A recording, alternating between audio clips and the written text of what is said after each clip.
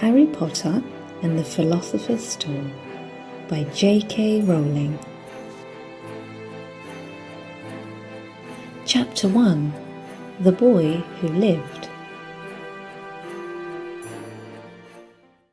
Mr. and Mrs. Dursley of number 4 Privet Drive were proud to say that they were perfectly normal, thank you very much.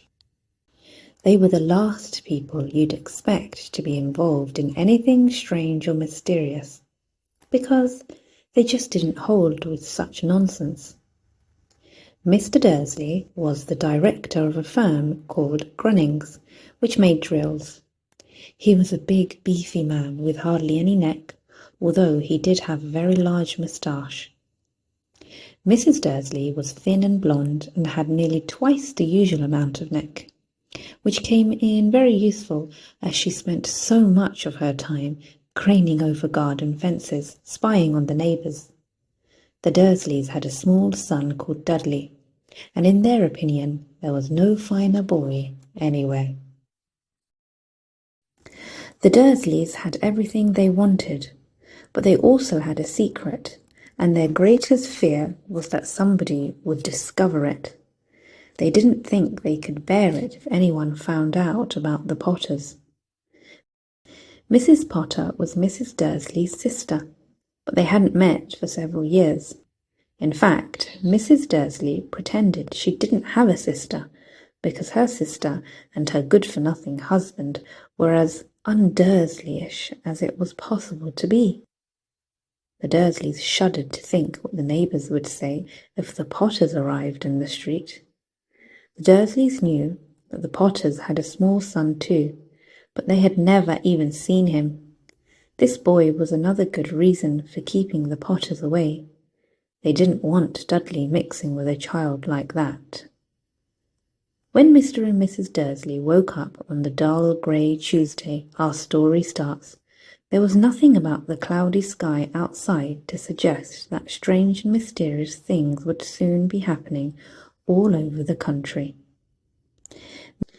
Mr. Dursley hummed as he picked out his most boring tie for work, and Mrs. Dursley gossiped away happily as she wrestled a screaming Dudley into his high chair. None of them noticed a large, tawny old owl flutter past the window. At 8:30, Mr. Dursley picked up his briefcase, pecked Mrs. Dursley on the cheek, and tried to kiss Dudley goodbye, but missed, because Dudley was now having a tantrum and throwing his cereal at the walls. "Little tyke," Joel told Mr. Dursley as he left the house. He got into his car and backed out of number 4's drive. It was on the corner of the street that he noticed the first sign of something peculiar: a cat reading a map. For a second, Mr. Dursley didn't realize what he had seen. Then he jerked his head around to look again. There was a tabby cat standing on the corner of Privet Drive, but there wasn't a map in sight. What could he have been thinking of? It must have been a trick of the light. Mr. Dursley blinked and stared at the cat. It stared back. As Mr. Dursley drove around the corner and up the road, he watched the cat in his mirror. It was now reading the sign that said Privet Drive. No, looking at the sign. Cats couldn't read maps or signs. Mr. Dursley gave himself a little shake and put the cat out of his mind. As he drove towards town, he thought of nothing except a large order of drills he was hoping to get that day. But on the edge of town, drills were driven out of his mind by something else. As he sat in the usual morning traffic jam, he couldn't help noticing that there seemed to be a lot of strangely dressed people about. People in cloaks. Mr. Dursley couldn't bear people who dressed in funny clothes, the get-ups you saw on young people. He supposed this was some stupid new fashion. He drummed his fingers on the steering wheel, and his eyes fell on a huddle of these weirdos standing quite close by. They were whispering excitedly together. Mr. Dursley was enraged to see that a couple of them weren't young at all. Why, that man had to be older than he was. and wearing an emerald green cloak. The nerve of him! But then it struck Mr. Dursley that this was probably some silly stunt. These people were obviously collecting for something. Yes, that would be it. The traffic moved on, and a few minutes later, Mr. Dursley arrived in the Grunnings car park, his mind back on drills. Mr. Dursley always sat with his back to the window in his office on the 9th floor. If he hadn't, he might have found it harder to concentrate on drills that morning. He didn't see the owls swooping past in broad daylight, though people down in the street did. They pointed and gazed open-mouthed as owl after owl sped overhead. Most of them had never seen an owl even at night time. Mr. Dursley, however, had a perfectly normal, owl-free morning. He yelled at 5 different people. He made several important telephone calls and shouted a bit more. He was in a very good mood until lunchtime, when he thought he'd stretch his legs and walk across the road to buy himself a bun from the baker's opposite. He'd forgotten all about the people in cloaks until he passed a group of them next to the baker's. He eyed them angrily as he passed. He didn't know why, but they made him uneasy. This lot were whispering excitedly too, and he couldn't see a single collecting tin. It was on his way back past them, clutching a large doughnut in a bag, that he caught a few words of what they were saying. "The Potters? That's right, that's what I heard. Yes. Their son, Harry." Mr. Dursley stopped dead. Fear flooded him. He looked back at the whisperers as if he wanted to say something to them, but thought better of it. He dashed back across the road, hurried up to his office, snapped at his secretary not to disturb him, seized his telephone, and had almost finished dialing his home number when he changed his mind. He put the receiver back down and stroked his moustache, thinking, no, he was being stupid. Potter wasn't such an unusual name. He was sure there were lots of people called Potter who had a son called Harry. Come to think of it, he wasn't even sure his nephew was called Harry. He'd never even seen the boy. It might have been Harvey or Harold. There was no point in worrying Mrs. Dursley. She always got so upset at any mention of her sister. He didn't blame her if he'd had a sister like that. But all the same, those people in cloaks. He found it a lot harder to concentrate on drills that afternoon, and when he left the building at 5 o'clock, he was still so worried that he walked straight into someone just outside the door. "Sorry," he grunted, as the tiny old man stumbled and almost fell. It was a few seconds before Mr. Dursley realized that the man was wearing a violet cloak. He didn't seem at all upset at being almost knocked to the ground. On the contrary, his face split into a wide smile, and he said in a squeaky voice that made passers-by stare, "Don't be sorry, my dear sir, for nothing could upset me today. Rejoice, for you know who has gone at last. Even muggles like yourself should be celebrating this happy, happy day." And the old man hugged Mr. Dursley around the middle and walked off. Mr. Dursley stood rooted to the spot. He had been hugged by a complete stranger. He also thought he had been called a muggle, whatever that was. He was rattled. He hurried to his car and set off home, hoping he was imagining things, which he had never hoped before, because he didn't approve of imagination. As he pulled into the driveway of number 4, the first thing he saw, and it didn't improve his mood, was the tabby cat he'd spotted that morning. It was now sitting on his garden wall. He was sure it was the same one. It had the same markings around its eyes. "Shoo!" said Mr. Dursley loudly. The cat didn't move. It just gave him a stern look. Was this normal cat behavior? Mr. Dursley wondered. Trying to pull himself together, He let himself into the house. He was still determined not to mention anything to his wife. Mrs. Dursley had a nice, normal day. She told him over dinner all about Mrs. Next Door's problems with her daughter and how Dudley had learnt a new word, shan't. Mr. Dursley tried to act normally. When Dudley had been put to bed, he went into the living room in time to catch the last report on the evening news. And finally, birdwatchers everywhere have reported that the nation's owls have been behaving very unusually today. Although owls normally hunt at night and are hardly ever seen in daylight, there have been hundreds of sightings of these birds flying in every direction since sunrise. Experts are unable to explain why the owls have suddenly changed their sleeping pattern. The newsreader allowed himself a grin. Most mysterious. And now over to Jim McGuffin with the weather. Going to be any more showers of owls tonight, Jim? Well, Ted, said the weatherman, I don't know about that. But it's not only the owls that have been acting oddly today.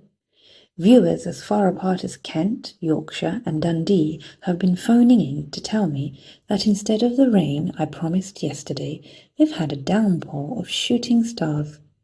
Perhaps people have been celebrating bonfire night early. It's not until next week, folks, but I can promise a wet night tonight. Mr. Dursley sat frozen in his armchair. Shooting stars all over Britain, owls flying by daylight, mysterious people in cloaks all over the place, and a whisper about the Potters. Mrs. Dursley came into the living room carrying 2 cups of tea. It was no good. He'd have to say something to her. He cleared his throat nervously. Petunia, dear, you haven't heard from your sister lately, have you? As he had expected, Mrs. Dursley looked shocked and angry. After all, they normally pretended she didn't have a sister. No, she said sharply. Why? Funny stuff on the news, Mr. Dursley mumbled. Owls, shooting stars. There were a lot of funny-looking people in town today. So? Snapped Mrs. Dursley.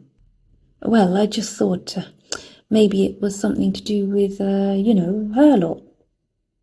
Mrs. Dursley sipped her tea through pursed lips. Mr. Dursley wondered whether he dared tell her he'd heard the name Potter. He decided he didn't care. Instead, he said, as casually as he could, their son. He'd be about Dudley's age now. Wouldn't he? I suppose so, said Mrs. Dursley stiffly. What's his name again? Howard, isn't it? Harry. Nasty common name, if you ask me. Oh, yes, said Mr. Dursley, his heart sinking horribly. Yes, I quite agree. He didn't say another word on the subject as they went upstairs to bed. While Mrs. Dursley was in the bathroom, Mr. Dursley crept to the bedroom window and peered down into the front garden. The cat was still there. It was staring down Privet Drive as though it was waiting for something. Was he imagining things?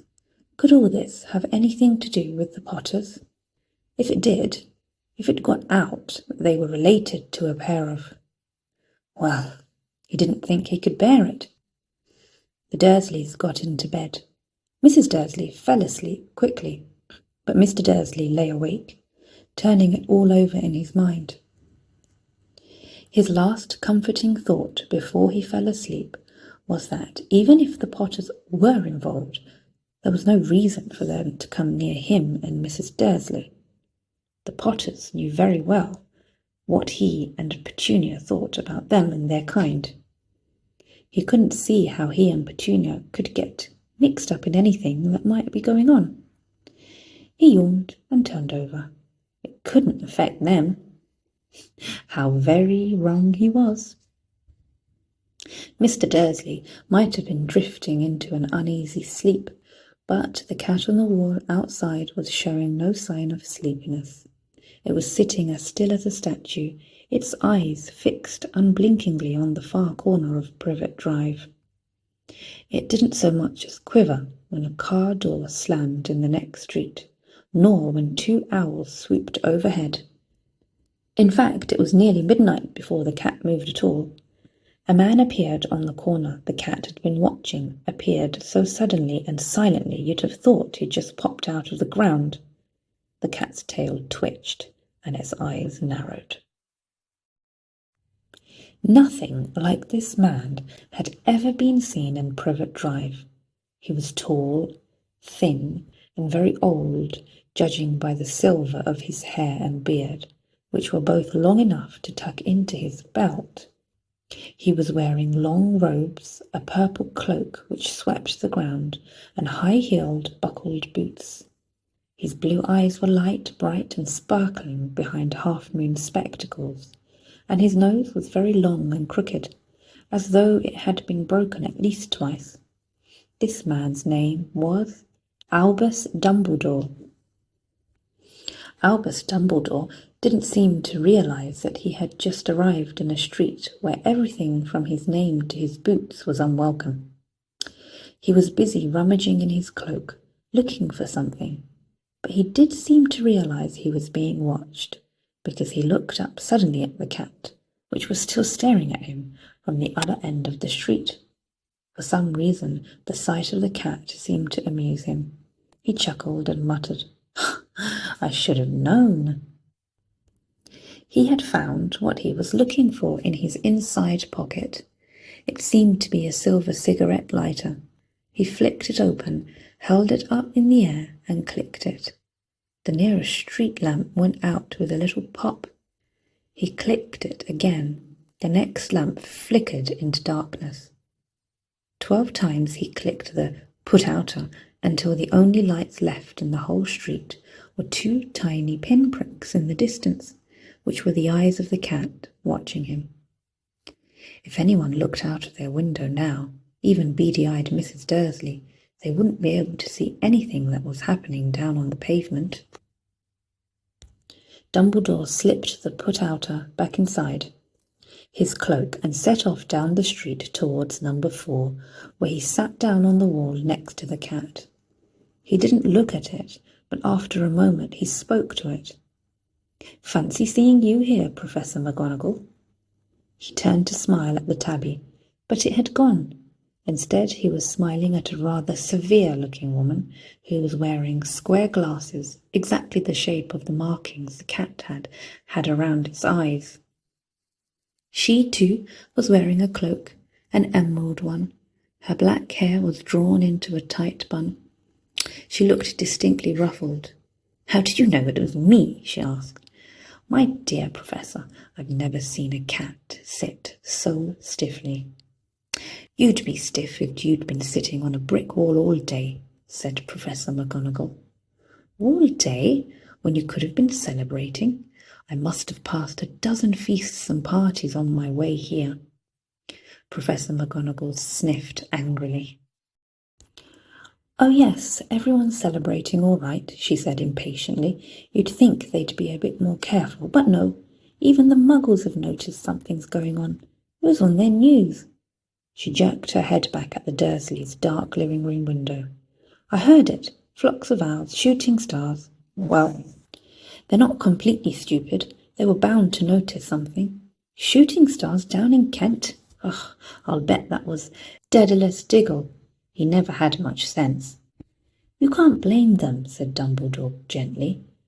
"We've had precious little to celebrate for 11 years.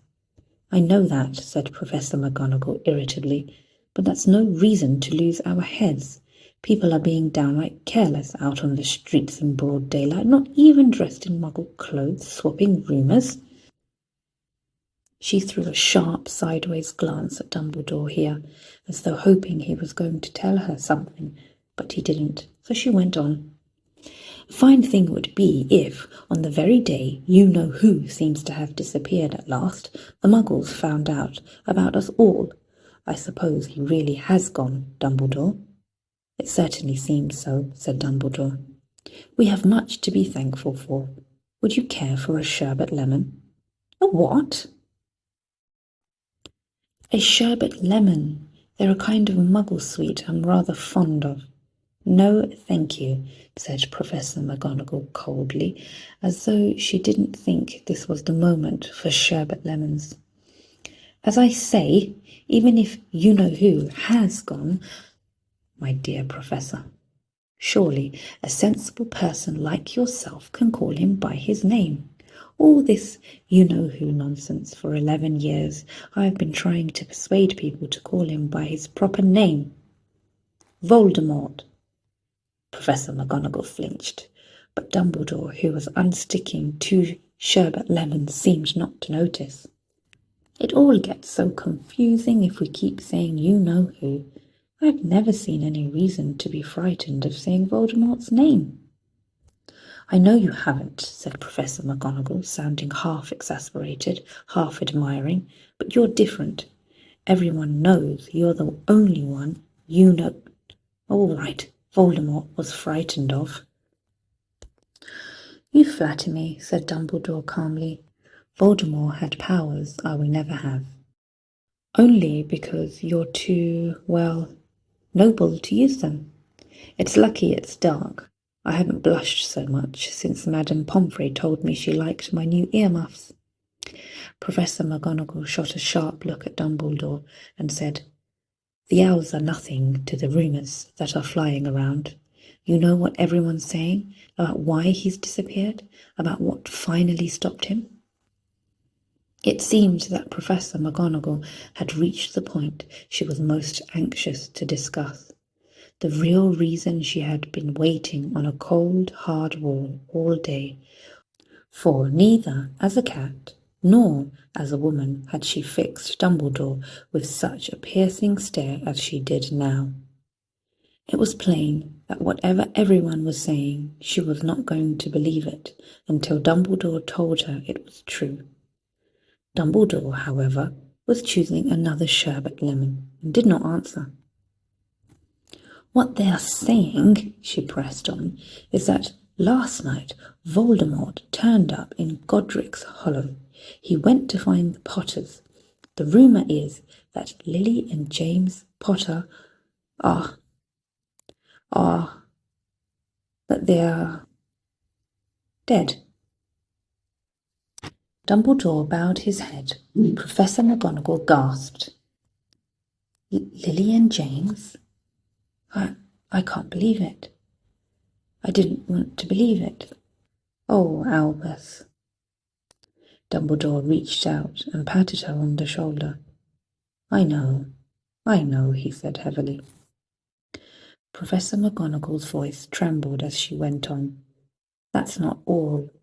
They're saying he tried to kill the Potter's son Harry, but he couldn't. He couldn't kill that little boy. No one knows why or how, but they're saying that when he couldn't kill Harry Potter, Voldemort's power somehow broke, and that's why he's gone. Dumbledore nodded glumly. It's true, faltered Professor McGonagall. After all he's done, all the people he's killed. He couldn't kill a little boy? It's just astounding. Of all the things to stop him, but how in the name of heaven did Harry survive? We can only guess, said Dumbledore. We may never know. Professor McGonagall pulled out a lace handkerchief and dabbed at her eyes beneath her spectacles. Dumbledore gave a great sniff as he took a golden watch from his pocket and examined it. It was a very odd watch. It had 12 hands but no numbers. Instead, little planets were moving around the edge. It must have made sense to Dumbledore, though, because he put it back in his pocket and said, Hagrid's late. I suppose it was he who told you I'd be here, by the way. Yes, said Professor McGonagall, and I don't suppose you're going to tell me why you're here of all places. I've come to bring Harry to his aunt and uncle. They're the only family he has left now. You can't mean the people who live here, cried Professor McGonagall, jumping to her feet and pointing at number 4. Dumbledore, you can't. I've been watching them all day. You couldn't find two people who are less like us. And they've got this son. I saw him kicking his mother all the way up the street, screaming for sweets. Harry Potter, come and live here? It's the best place for him, said Dumbledore firmly. His aunt and uncle will be able to explain everything to him when he's older. I've written them a letter. A letter? Repeated Professor McGonagall faintly, sitting back down on the wall. Really, Dumbledore, you think you can explain all this in a letter? These people will never understand him. He'll be famous, a legend. I wouldn't be surprised if today was known as Harry Potter Day in the future. There will be books written about Harry. Every child in our world will know his name. Exactly, said Dumbledore, looking very seriously over the top of his half-moon glasses. It would be enough to turn any boy's head. Famous before he can walk and talk. Famous for something he won't even remember. Can't you see how much better off he'll be growing up away from all that until he's ready to take it? Professor McGonagall opened her mouth, changed her mind, swallowed, and then said, Yes, you're right, of course. But how is the boy getting here, Dumbledore? She eyed his cloak suddenly, as though she thought he might be hiding Harry underneath it. Hagrid's bringing him. You think it wise to trust Hagrid with something as important as this? I would trust Hagrid with my life, said Dumbledore. I'm not saying his heart isn't in the right place, said Professor McGonagall grudgingly, but you can't pretend he's not careless. He does tend to... What was that? A low rumbling sound had broken the silence around them. It grew steadily louder as they looked up and down the street for some sign of a headlight. It swelled to a roar as they both looked up at the sky, and a huge motorbike fell out of the air and landed on the road in front of them. If the motorbike was huge, it was nothing to the man sitting astride it. He was almost twice as tall as a normal man and at least 5 times as wide. He looked simply too big to be allowed, and so wild, long tangles of bushy black hair and beard hid most of his face. He had hands the size of dustbin lids, and his feet in their leather boots were like baby dolphins. In his vast, muscular arms he was holding a bundle of blankets. Hagrid, said Dumbledore, sounding relieved. At last. And where did you get that motorbike? Borrowed it, Professor Dumbledore, sir, said the giant, climbing carefully off the motorbike as he spoke. A young Sirius Black lent it to me. I've got him, sir. No problems, were there? No, sir. House was almost destroyed, but I got him out, all right, before the muggles started swarming around. He fell asleep as we was flying over Bristol. Dumbledore and Professor McGonagall bent forward over the bundle of blankets. Inside, just visible, was a baby boy fast asleep.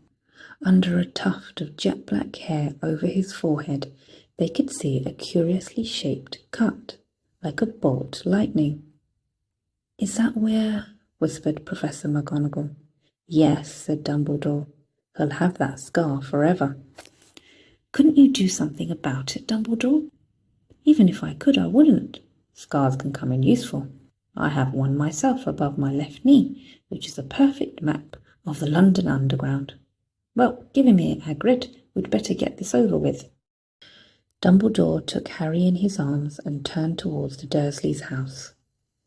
Could I say goodbye to him, sir? Asked Hagrid. He bent his great shaggy beard over Harry and gave him what must have been a very scratchy, whiskery kiss. Then suddenly Hagrid let out a howl like a wounded dog. Shh! Hissed Professor McGonagall. You'll wake the muggles. Sorry, sobbed Hagrid, taking out a large spotted handkerchief and burying his face in it. But I can't stand it. Lily and James dead, and poor little Harry off to live with muggles. Yes, it's all very sad, but get a grip on yourself, Hagrid, or we'll be found. Professor McGonagall whispered, patting Hagrid gingerly on the arm as Dumbledore stepped over the low garden wall and walked to the front door. He laid Harry gently on the doorstep, took a letter out of his cloak, tucked it inside Harry's blankets, and then came back to the other two. For a full minute the three of them stood and looked at the little bundle. Hagrid's shoulders shook. Professor McGonagall blinked furiously, and the twinkling light that usually shone from Dumbledore's eyes seemed to have gone out. "Well," said Dumbledore finally, "that's that. We've no business staying here. We may as well go and join the celebrations." "Yeah," said Hagrid, in a very muffled voice. "I'd best get this spike away. Good night, Professor McGonagall." "Professor Dumbledore, sir?" Wiping his streaming eyes on his jacket sleeve, Hagrid swung himself onto the motorbike and kicked the engine into life. With a roar it rose into the air and off into the night. "I shall see you soon, I expect, Professor McGonagall," said Dumbledore, nodding to her. Professor McGonagall blew her nose in reply. Dumbledore turned and walked back down the street.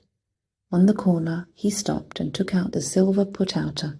He clicked it once, and 12 balls of light sped back to their street lamps, so that Privet Drive glowed suddenly orange, and he could make out a tabby cat slinking around the corner at the other end of the street. He could just see the bundle of blankets on the step of number 4. "Good luck, Harry," he murmured. He turned on his heel, and with a swish of his cloak, he was gone.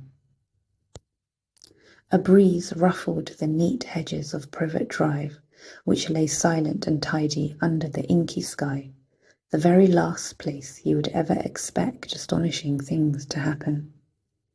Harry Potter rolled over inside his blankets without waking up. One small hand closed on the letter beside him, and he slept on, not knowing he was special, not knowing he was famous, not knowing he would be woken in a few hours' time by Mrs. Dursley's scream as she opened the front door to put out the milk bottles, nor that he would spend the next few weeks being prodded and pinched by his cousin Dudley. He couldn't know that at this very moment, people meeting in secret all over the country were holding up their glasses and saying in hushed voices, "To Harry Potter, the boy who lived